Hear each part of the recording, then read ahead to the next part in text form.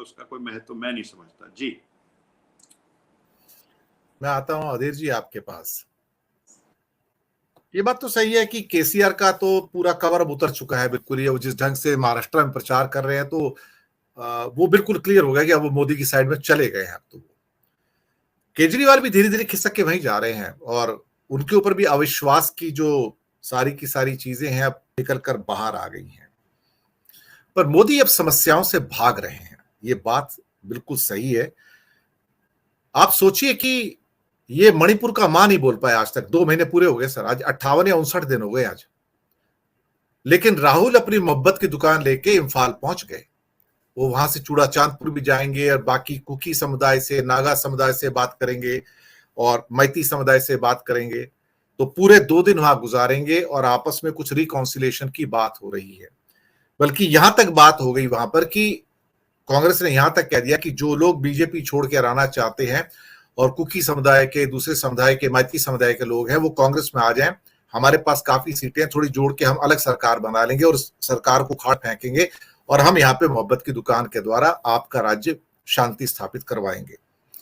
तो राहुल प्रयत्न करते हुए नजर आते हैं, प्रोएक्टिव हैं, लीड ले रहे हैं। जैसी सरकार ने अलाउ किया वो वहां पहुंच गए। अभी तक तो इसकी वहां अलाउ नहीं था किसी को वहां पहुंचना ही। आज की डेट में इंटरनेट कट है 2 महीने से। तो अब ये लीड है मोदी जी के ऊपर कि मोदी जिसका मां नहीं बोल पाते, आज तक उनके मुंह से मणिपुर शब्द नहीं निकला है, लेकिन राहुल पहुंच गए हैं।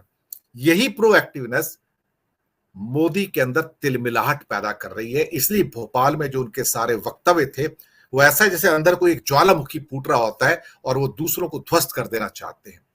लेकिन राहुल के ये सारे जो यात्रा है ये अपने आप में शायद लोगों को प्रभावित भी कर रही है। उनके प्रयास जो है अब प्रशंसित भी हो रहे हैं। अधीर जी। जी दिनेश जी धन्यवाद। मेरी आवाज आ रही है प्लीज? बिल्कुल बुलंद है साहब। जी धन्यवाद।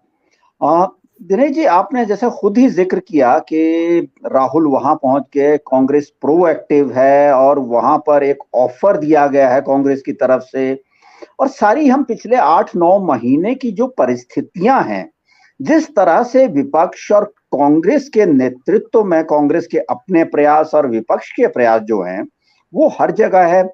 फिर जो खिसकती जमीन है, चाहे वो हिमाचल है, कर्नाटक है, दिल्ली के एमसीडी चुनाव हैं, और सारी परिस्थितियां, और जिसका जिक्र आपने किया कि आईबी और जो बाकी एजेंसीज हैं इनके पास, मोदी जी के पास, और जो इनकी अपनी समझ भी कम नहीं है। मोदी जी की राजनीतिक समझ पे कम से कम ये कहना कि उन्हें समझ नहीं है, तो वो सारी परिस्थितियां हैं। और सारा फीडबैक इस समय भारतीय जनता पार्टी और नरेंद्र मोदी के पास है। तो वो जानते हैं कि इस समय क्या परिस्थितियां देश में हैं, और जो 4 बड़े राज्यों का चुनाव है वो भी उनके लिए मुश्किल ही नहीं, बहुत मुश्किल होने जा रहा है।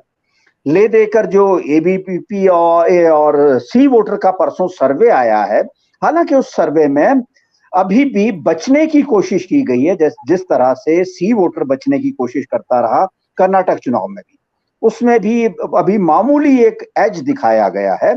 लेकिन वो परिस्थितियां सारी, तो ये जो सारी परिस्थितियां हैं ये इस तरफ इशारा कर रही हैं कि भारतीय जनता पार्टी के लिए अगर विपक्ष इकट्ठा होता है और कांग्रेस की स्थिति के साथ साथ राहुल गांधी की छवि और पोजीशन जिस तरह लगातार मजबूत होती जा रही है, तो वो भारतीय जनता पार्टी के लिए विचलित ही नहीं, एक बौखलाहट का सबब बन गई है।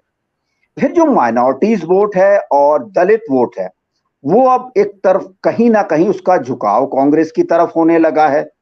तो ये जो सारी परिस्थितियां थी, इन परिस्थितियों ने मोदी जी को छाती पीटने के लिए, मैं कहूंगा, जो छाती पे आप कह रहे हैं कि छाती पे हाथ मार मार कर वो छाती पीटना कहते हैं उसे, तो छाती पीटने के लिए मजबूर कर दिया है।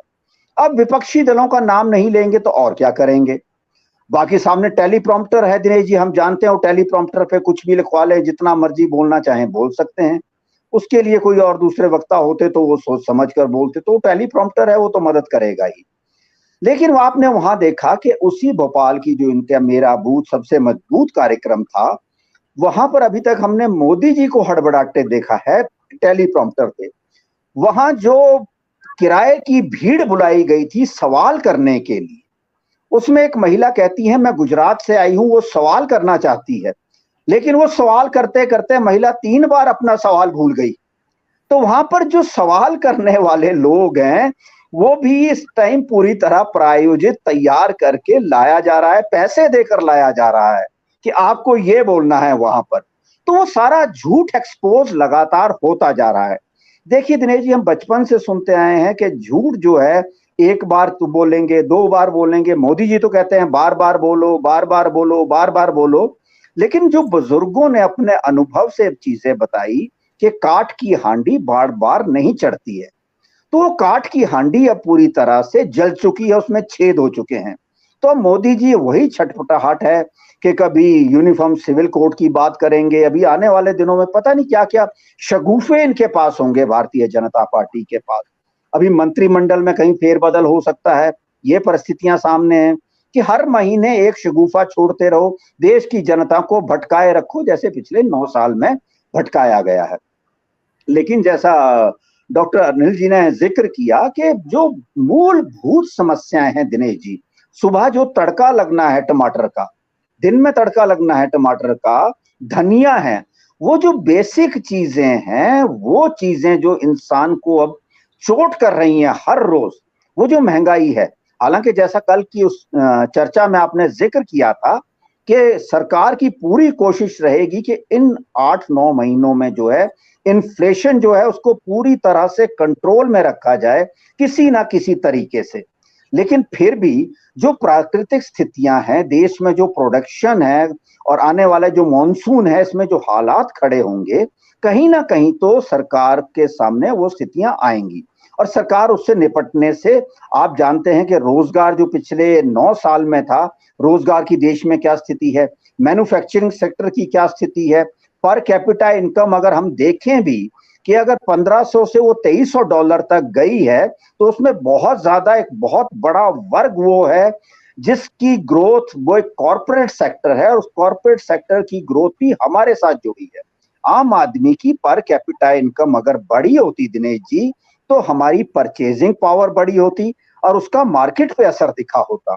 लेकिन हमारी परचेजिंग पावर नहीं बढ़ी क्योंकि आम आदमी की पर कैपिटा इनकम जो धोखा दिया गया कि $1500 से $2300 पे पहुंच गई है, वो धोखा है। आम आदमी की पर कैपिटा इनकम नहीं बढ़ी है। तो ये जो सारी परिस्थितियां और जो सामने अब विपक्ष आके खड़ा हो गया है और जिस मजबूती से विपक्ष आकर खड़ा हुआ है, हालांकि उसमें कहीं ना कहीं परिस्थितियां अरविंद केजरीवाल हैं या कुछ चीजें हैं जो बीच में कोशिश रहेगी कि उसको किसी तरह से कमजोर किया जा सके। लेकिन आप जानते हैं कि जिस तरह से जितनी विपक्षी पार्टियों के लोग और जो मोदी जी की पार्टी के साथ जो उनके सहयोगी है, वो भी जानते हैं कि वो उन्हें कितनी सफलता दिला सकते हैं।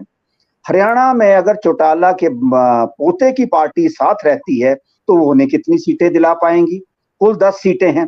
पंजाब में जो है शिरोमणि अकाली दल अगर कितनी सीटें दिला पाएंगे, जबकि वहां पर एक बड़े स्टेक होल्डर अभी भी कांग्रेस और आम आदमी पार्टी है।